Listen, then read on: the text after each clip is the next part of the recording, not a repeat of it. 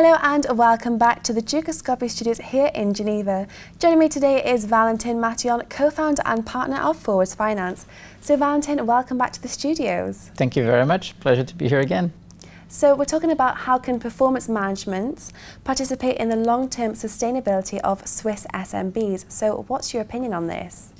Well, I think that a lot of small and medium business don't really think about performance management as a tool to improve their performance because the way it's presented to them is mostly it's a very heavy process, very structured, and it's usually more looked at by big companies. And that's actually quite wrong, because performance management is all about looking at how to enhance the way the companies are operating. So really looking at assessing the operating model and trying to make it better, more efficient, and to deliver short and long-term return on investments.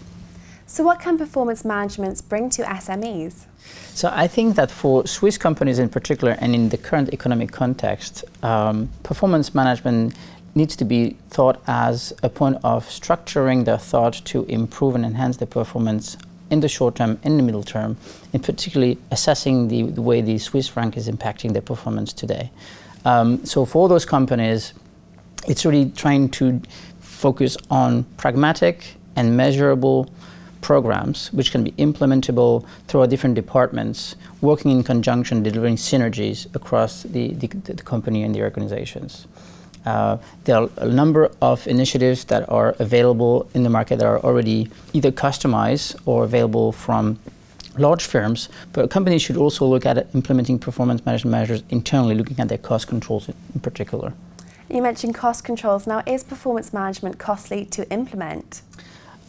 Performance management is not necessarily costly to implement. I think that's one thing that people have in mind, because they're looking at running a program and therefore it's going to invest a lot of resources and tools and software and processes. But actually you can start performance management through one resource or two resources in the company that really are dedicated to focusing on structuring a program around cost control as a first task and looking at one project, and then trying to replicate that approach to a larger scope of projects will end up into a program. So my answer would be no. The performance management initiatives are not necessarily costly to implement and can yield to a lot of benefits in the long run. Now, is performance management tactical or strategic?